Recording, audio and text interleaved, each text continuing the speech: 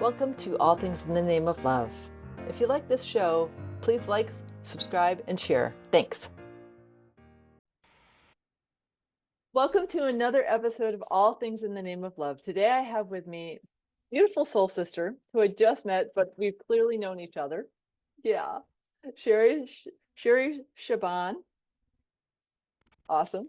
Who, among other things, is a podcaster, a YouTuber, a fitness and life coach, but and yes, all of that is really important. But the first thing I wanted to reflect to you, my audience, was the heart connection we had.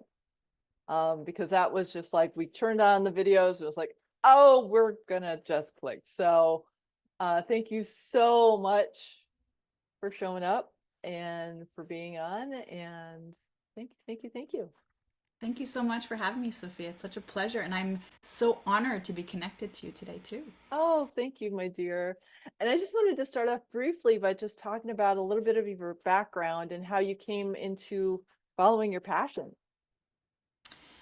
So it's interesting because in life, we don't always see it when it happens, but things happen for us and not to us. And it only took me, of course, living this whole journey for me to see that. I'll have to be honest because I was quite young. But Mhm. when I was growing up, I was really involved in sports. I was that tomboy. I always competed against the boys and everything. I had to run faster, I had to do more push ups.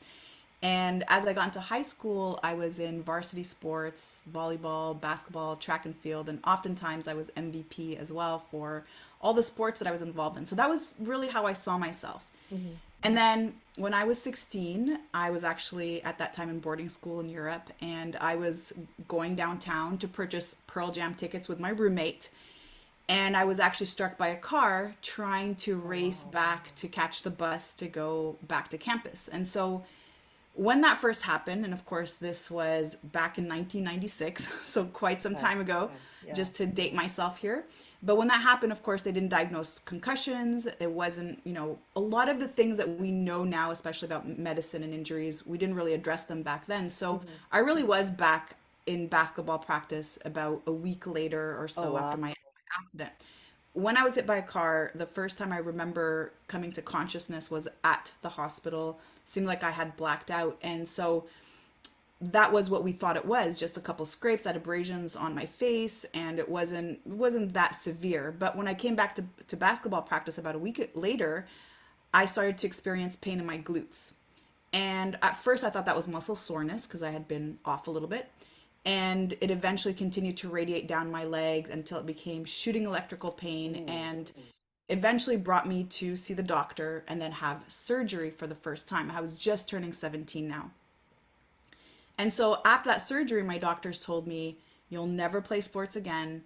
You have to maybe walk lightly on a treadmill going forward. And should you ever become pregnant one day, well, we'll have to evaluate that because there's a lot of risk in your back. And so there were several layers of discs that were sort of in question at that point.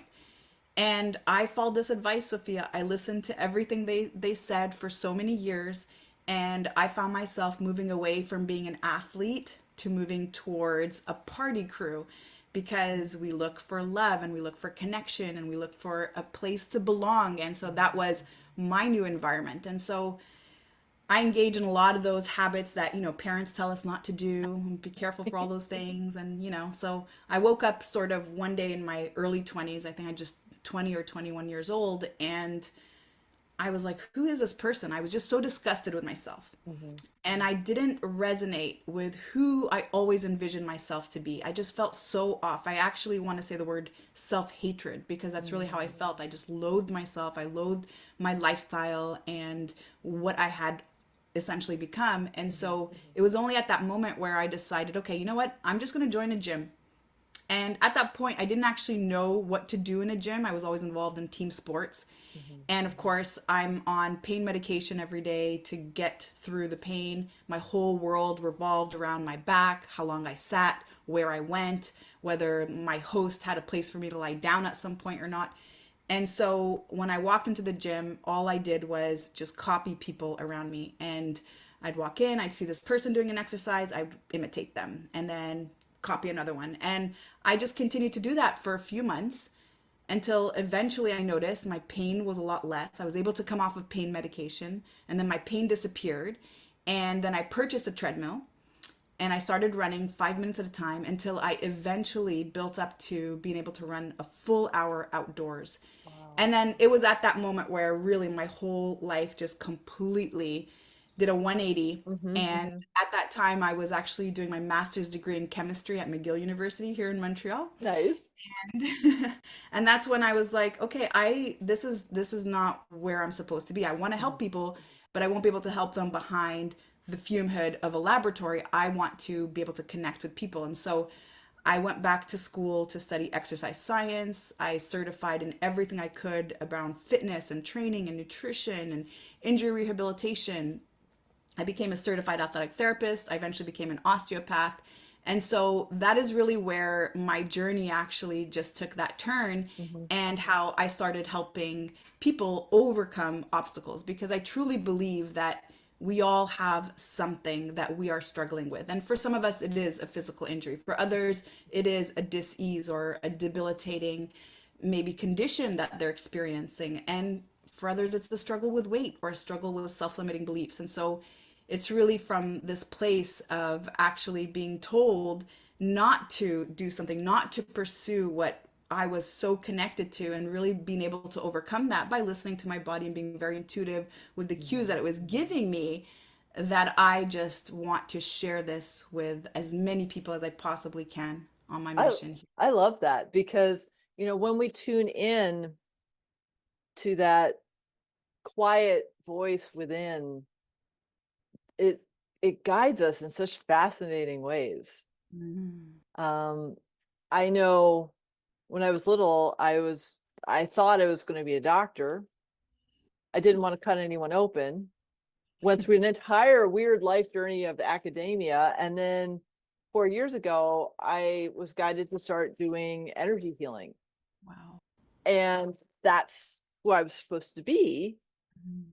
But it took that long for me to get to that journey. So I love that reflection of self, of like, I couldn't have figured that out at 16, Right. but now it's like, oh, I see this. And I love the fact that you're really using intuition to guide you for feeling into connecting with the body and exercise and nutrition. And I want to talk to you about that because I do intuitive eating, and I want to have that discussion because I think it's a really integral part of how do we care for our bodies. Yeah. Absolutely. And I love what you said there. And this is the reminder that first and foremost, our journey is the experience, right? Life is actually the journey, and it's not, and this is so cheesy because we always hear this, it's not the destination, right? Because Mm-hmm. that destination is just a moment. It's one moment in time. But Mm-hmm. we actually Mm-hmm. find pleasure in the ebbs and the flows, and the hills that we have to go through, and the hardships and the joys. And so when we bring all these together, that's how we experience life. That's how we evolve. That's how we grow.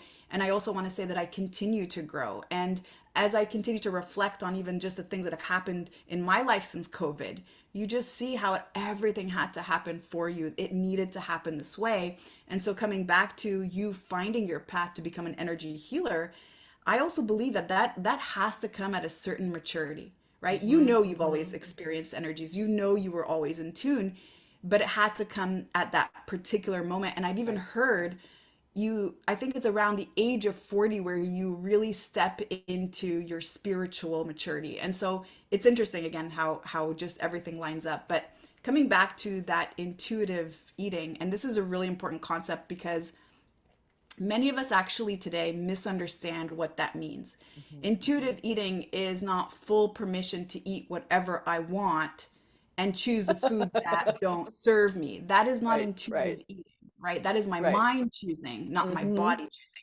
Mm-hmm. Because if my body chooses, my body's not going to choose foods that it can't recognize, Right. right? And the Right. majority of the foods that we are exposed to today is not even real food, it's food Mm-hmm. like substance. And so if we allow for our body to actually choose, it's going to choose how much it needs, when it needs it, and what exactly it needs. And that looks like a lot of variety. And sometimes that looks like things that we can't even explain, like suddenly having a high need for salt or eating 2 or 3 bananas in that day, right? Your body's Mhm. calling for something that is depleted. And so I just want to really clarify this because unfortunately, just what I'm seeing today, that there is this hijacking of the term intuitive eating and really this promotion of just eat whatever you want, whenever you want, doesn't matter, and all of that. And so I just want to come Right. back to really stating this high form of intelligence that is the human body. And it is from this place, when we are brave enough to listen, when we allow ourselves to be curious and patient, we can actually start to pick up these cues. And I say this because back to my story, Sophia, when I first got into the health and fitness world, of course, then everything was about diets, Right. right? And even though at that particular time I wasn't actually following any one diet, I was just eating whatever. Mhm. I all of a sudden now felt like I had to change how I ate because now I'm a coach, I'm a trainer, so now I Right. have to eat this way because I'm going to tell people to eat this way too. And so I first started my journey counting calories because that's what we all did. And then Mhm. we heard about the low fat diet. And so then it became no fats. And then all of a sudden it was very confusing because now there's this dude named Atkins who's saying eat lots of fat and eat lots of meat and don't eat any carbs. So we did that. And then after that, I got into the CrossFit world and now I'm eating paleo and then primal and then macros and then the zone and then vegan. And so all of these diets actually take away that intuitive capacity that we have Mhm. because if I'm following an app and an app is telling me that I should eat now and this much, I'm bypassing those signals. And those Mhm. signals are there because if you're a parent or if you've been around babies or even if you have a pet, you'll notice that they'll ask for food when they're hungry, Right. right? There's a cue there. And when the baby's done eating, I used to see this in my kids all the time. When they were full, you could not put one more drop of milk in their mouth. That was it. They were done, Mhm. right? And so we have those signals.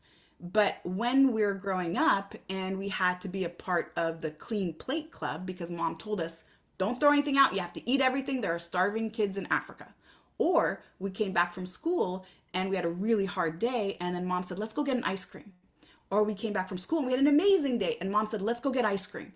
And then we started introducing diets and we started to really move away from the body's cues and signals. Mhm. That's actually where all the confusion began. Totally And it's makes interesting. sense. Yeah, right. And it's interesting because I hear so many times from so many different clients that I start with, I just don't know how to eat anymore. I just don't know Mhm. what to eat. I just don't know how to eat. And the thing is, we actually do. We do. If we move away from thinking about what we want to eat and actually feeling what we want to eat, then that all starts to change. I had an experience like that this spring or last spring rather. And all of a sudden I hadn't eaten beef in probably 12 years. Mhm. And I got the intuitive awareness that I had adrenal fatigue and my body just asked for liver pills because Wow. tongue doesn't like liver. Um, and started eating beef again. And I'm standing in this counter at a local grocery store at the meat market. And I'm like, and the person behind the counter is like, are you okay? And I'm like, I am, but it's been a minute since I've actually bought beef. And I remember that I used to like filet mignon. I used to eat burgers and filet mignon. Nothing in between, of course, but like those two things. I remember those two things. She's like, well, we have a little filet mignon. It was like maybe this big and like this. I mean, it was really small. Like after the shock of the smell and the first chewing, my body was so happy. I was like, Mm, wow, this is so interesting because I was plant-based, gluten, dairy, sugar-free for like 12 years, and that was great. Now I have fish and beef again, and it's like, okay, this is, oh, I'm just like listening to what my body needs. And it's really interesting because I had this when I went to the previous diet, I was pissed, but I knew mm, that was my ego. I could tell it was my ego by the way I responded. right. And to be able to bring that back in, it was so much more easeful because I was listening. And I know the difference between listening to what my body needs and the addiction. Right. Right. This is so good. This is so good. And you know what I hear you saying, Sophia? I hear you saying that there was no judgment. There was just observation. You were just being aware. You were just a Mm-hmm. witness of what was going on. And that's what's really important when it comes to that intuitive part is, Yeah. can I not judge, right? Can I Mm-hmm. not polarize these thoughts? Can I just observe? Can I just listen? And then from there, decide then what I'm going to do to proceed. Right. And it's a fun thing because I love food. I am a Mhm. foodie. And Yeah. so I can tell when there's the craving, like chocolate addiction. I know whenever I have a chocolate addiction, it's because I don't have enough vitamin D.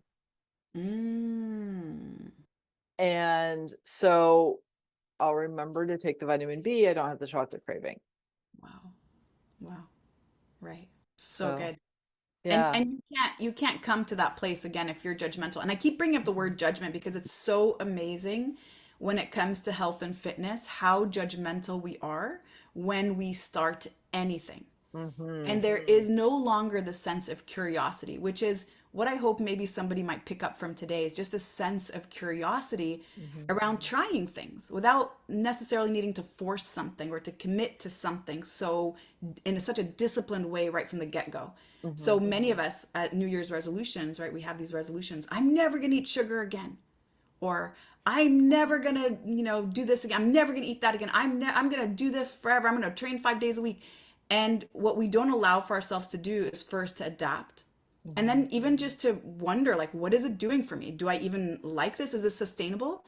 Because when we engage in something, we fully commit to something that is first and foremost not sustainable and super extreme, then it's hard not only to commit to it, but then we also feel defeated. We also feel like we failed when we didn't follow through.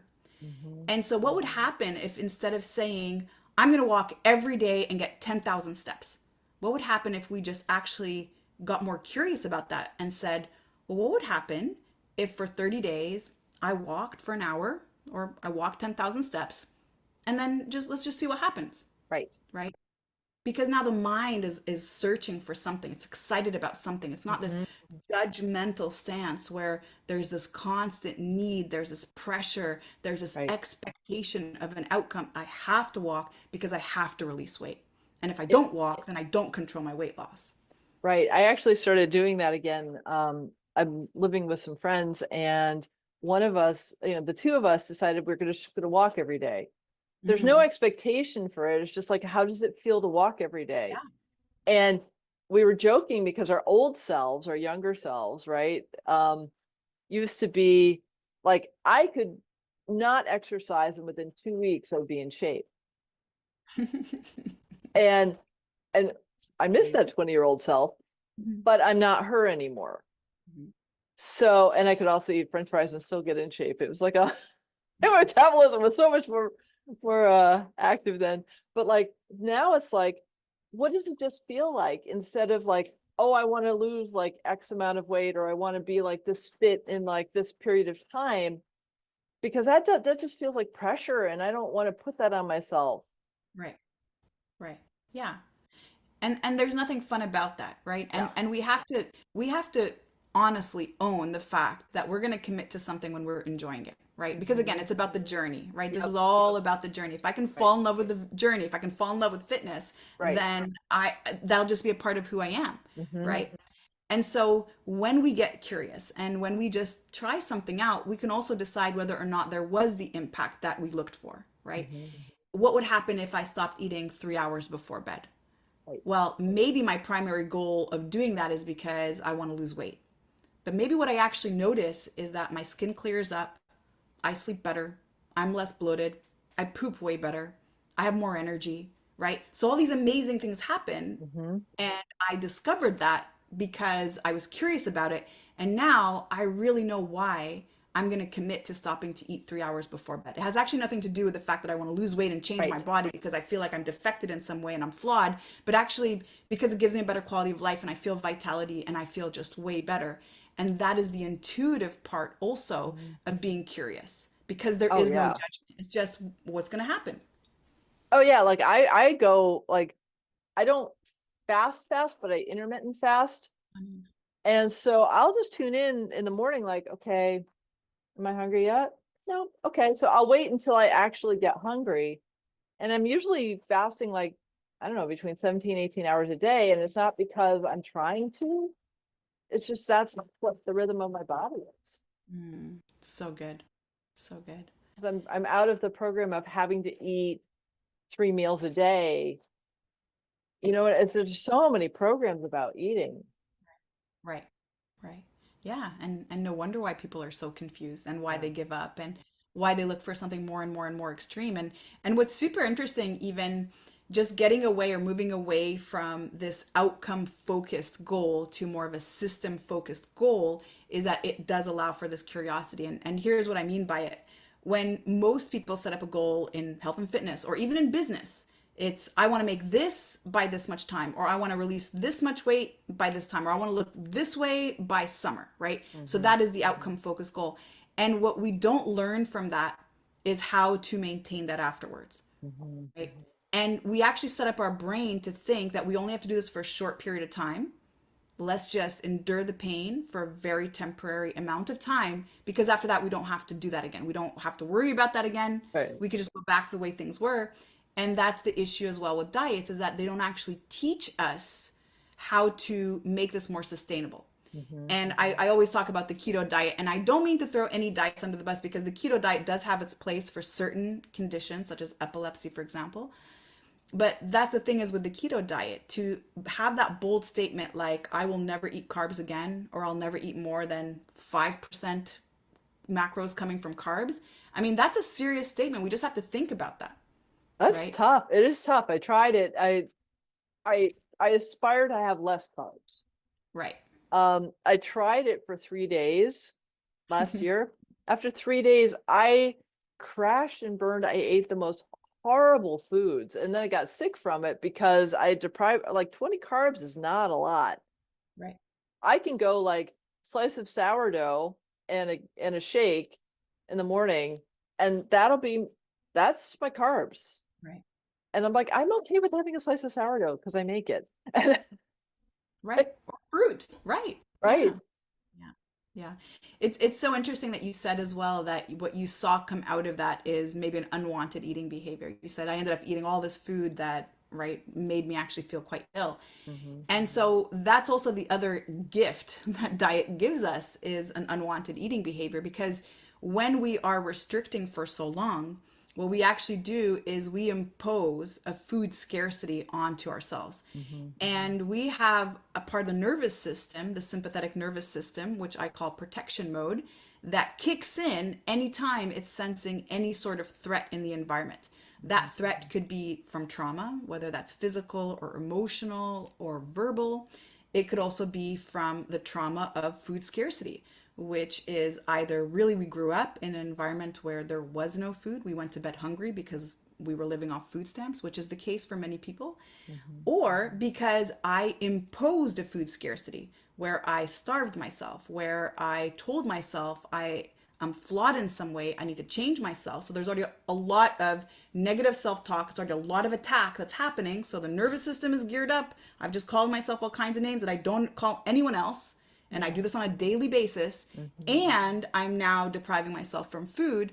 And so I kick in that part of the nervous system, sympathetic nervous state, protection mode, that will always, always drive for survival, which Mm-hmm. means it's going to get us to binge, to eat more, to crave food that are higher in sugar, higher in calories, higher in fat, because that's a way bigger bang for our buck. We're not going to crave celery or carrots, right?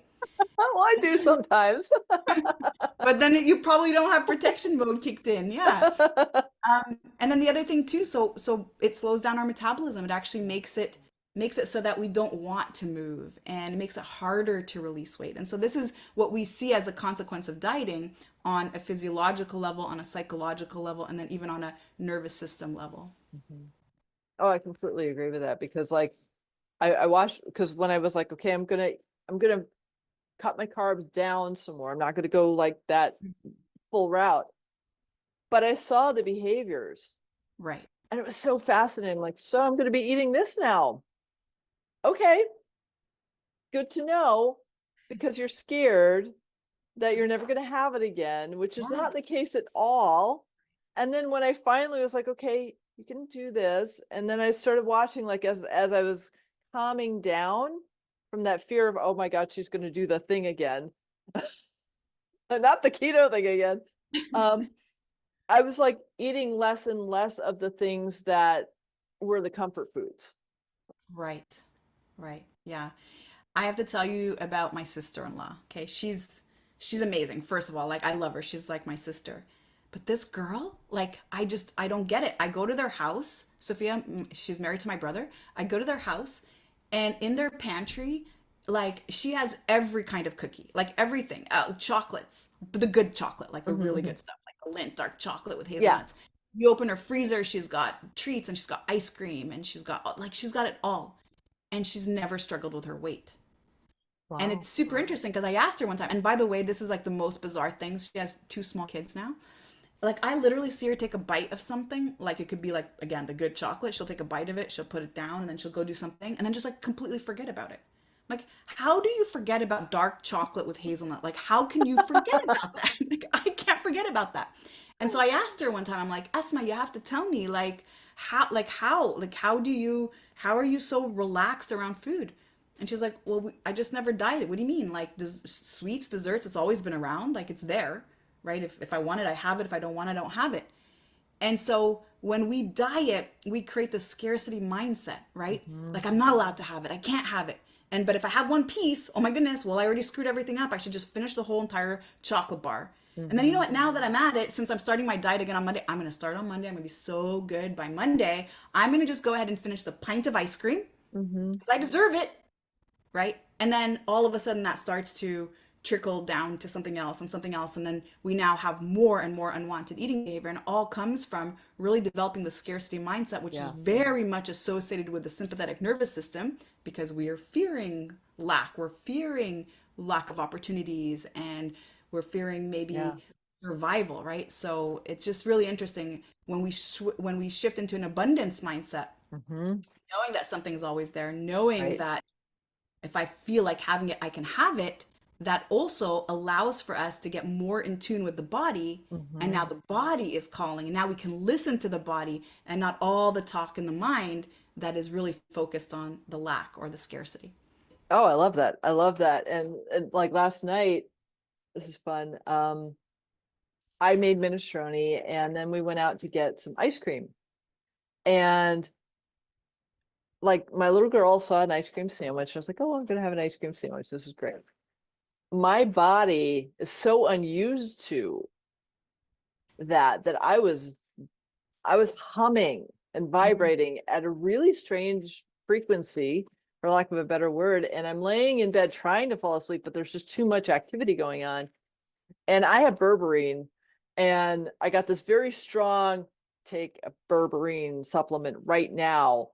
I was like, Wow. okay. And I got up, and like 20 minutes later, everything calmed down and I was able to fall asleep. And so I want to bring that in as an example of like a deeper level of intuition with the supplements and the nutrients. Hmm. That's so good. Yeah, and that's super interesting. And we'll maybe look at supplements as being something supplementary to whatever our diet is because I'll always say let's focus on diet first and diet obviously not being restriction, but let's focus on diet first to really fulfill all of our nutritional needs before we maybe want to add something more. Mhm. And I want to come back to this word diet because diet is really everything that we ingest, right? It's Mhm. everything that we put into our body, which is not just what we're putting through our mouth, but it's what we're watching, it's what we're listening to, it is the EMF that we receive from our electronic devices, it is the conversations that we're sitting down in, it is our social circle. All of that is our diet. And so let's start adjusting things there because it's really amazing how a lot of stress can actually also cause a nutrient deficiency, right? Mhm. So let's start there. And so once we can adjust for the things in our diet to improve it, now we can start to look at some supplements. And I'll always say with certain supplements, first and foremost, to keep it simple, to also take whatever you feel that you need, Mhm. because again, this is supplementary and we can actually disrupt a lot of processes in the body if we take something just because our friend is taking it, but we don't Right. really have to take it. Right.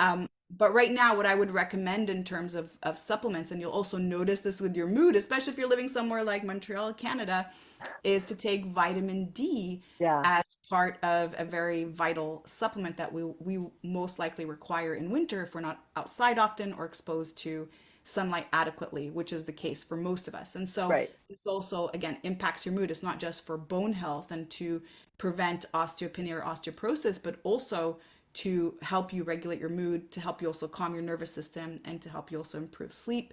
And then vitamin C also being something super important to take as well in winter time. And magnesium is something that I also recommend, a very high quality magnesium supplement at the end of the evening, also to, especially if you're training, just again to calm down the nervous system Hmm. in a more Hmm. natural way. So I would start there, and then of course we could start to expand.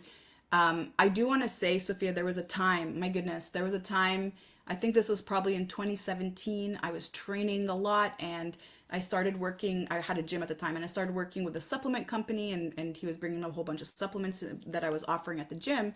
And so I had something I was taking in the morning.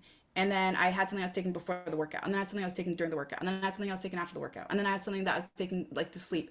And so I was really investing in more than $500 a month on supplements that were Hmm. Hmm. promising all of these magical training effects. Hmm.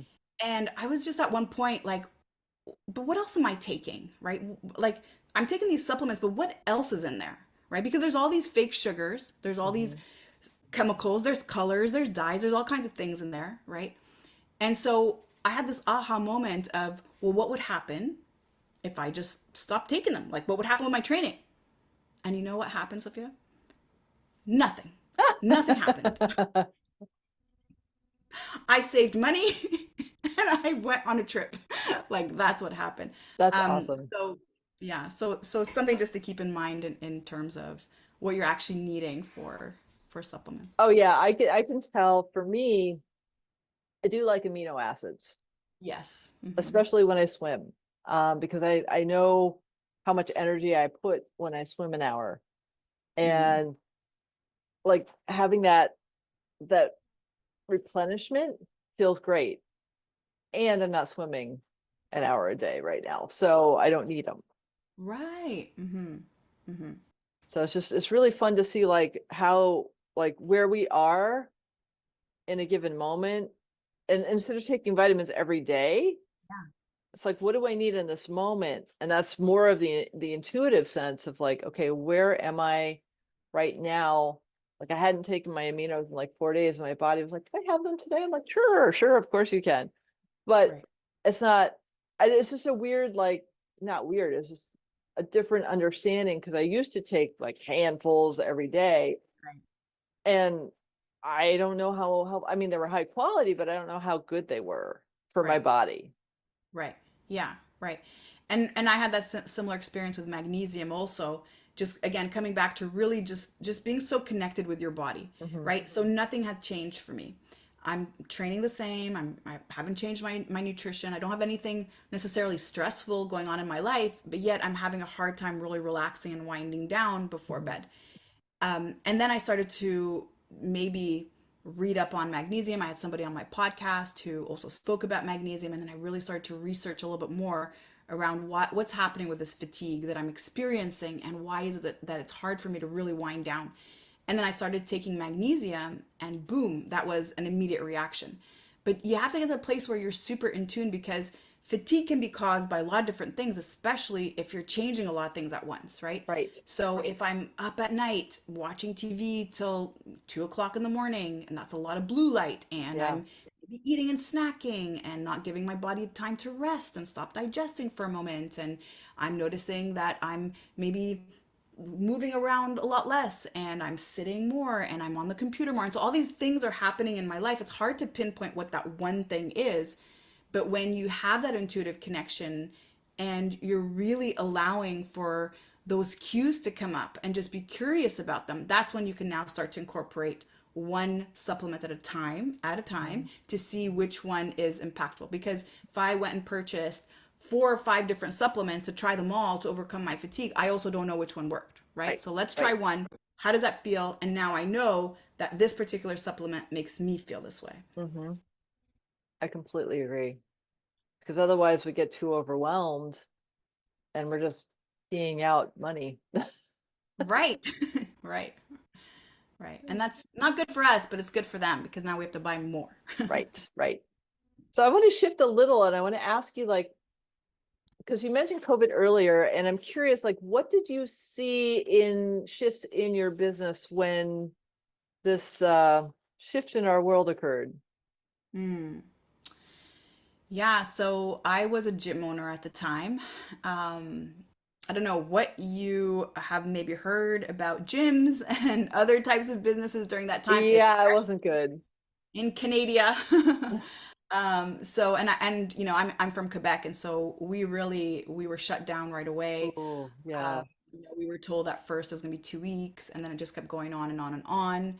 There wasn't a lot of support from landlords, and then when they allowed us to open for a very short amount of time, there was a lot of restrictions around the number of people that you could have at the gym, and they kept opening us and closing and opening and closing. Oh, And of course, it's not like a light bulb. Every time we open, we'd have to get not only all of the new cleaning supplies that cost a gazillion dollars to make sure that yeah, everything is infected, but now we have to hire staff, get memberships and registrations, and get everything ready and put classes on the schedule and all that. And so, long story short, at one point I was just done. I just knew that yeah.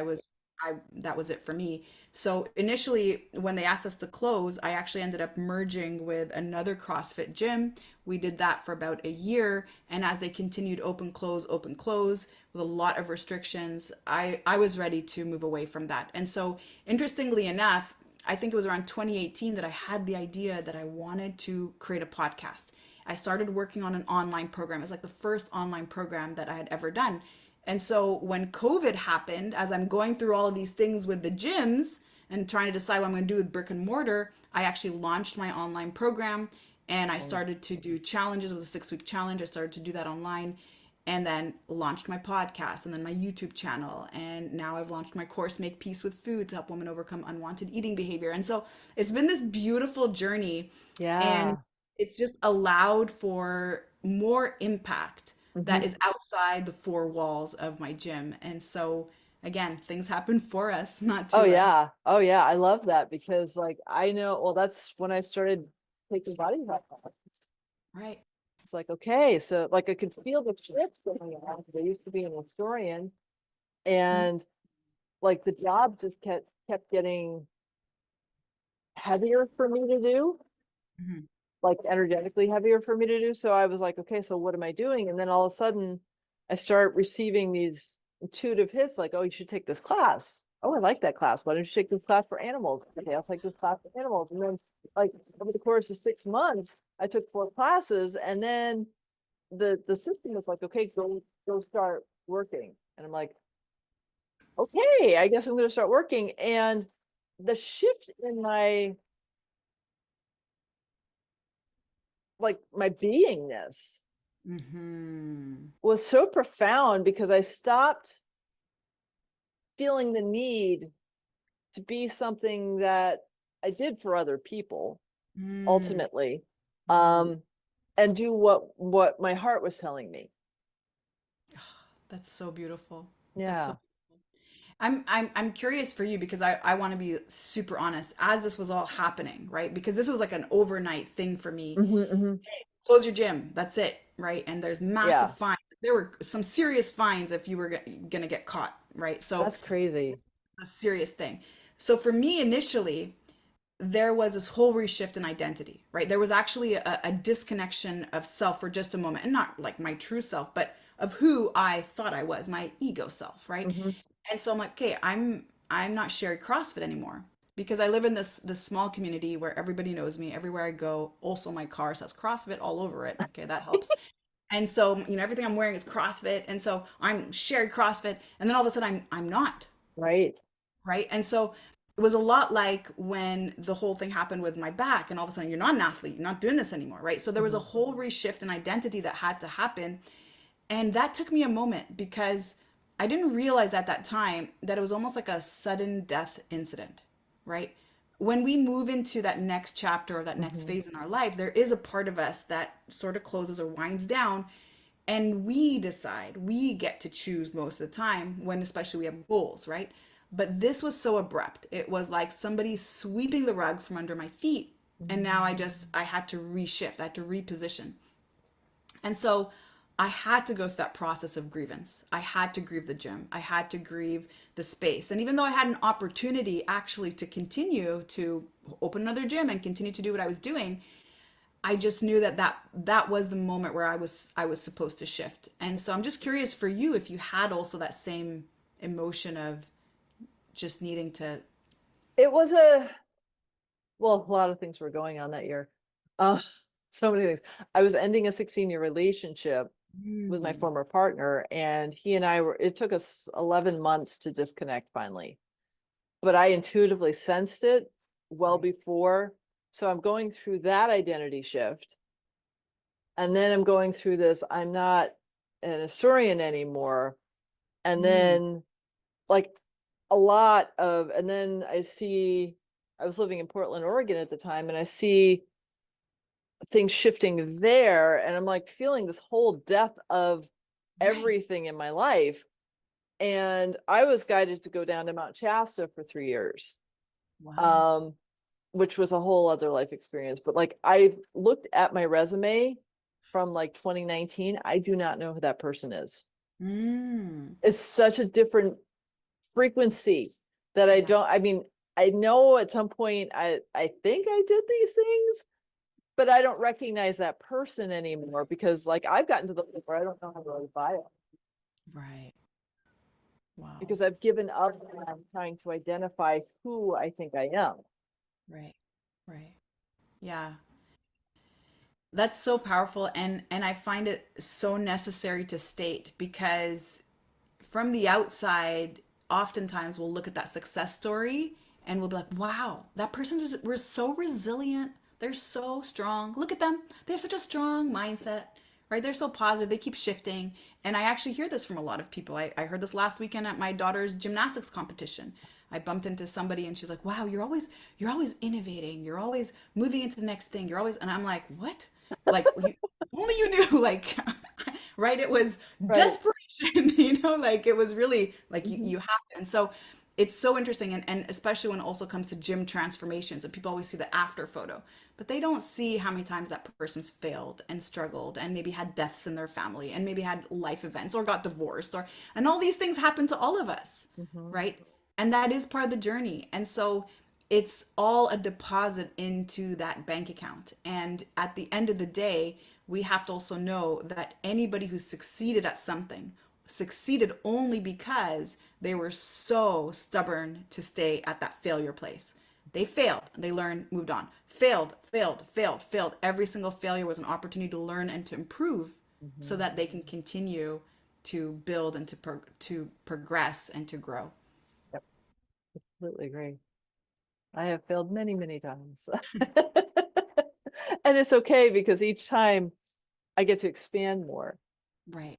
And, you know, for in my since 2020, the journey has been I saw it me standing at the edge of a cliff, ready to jump and being terrified and having some soft, pushy thing waiting for me at the other end. So I've just jumped and jumped and jumped and jumped to the point where I'm not comfortable with jumping, but I'm not scared of it.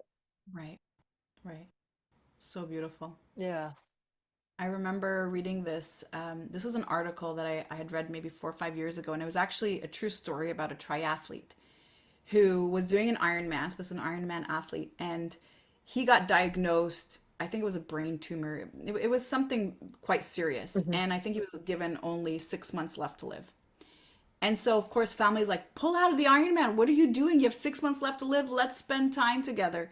And he's like, no, I'm going to do my Ironman. That's what I'm going to do for my last 6 months of life. This is what I feel like doing. Sophia, 6 months passed, and he fully recovered Right. from his disease, right? Mhm. And so, what he learned from that is to live life 6 months at a time, right? In these 6 month Mm. blocks, right?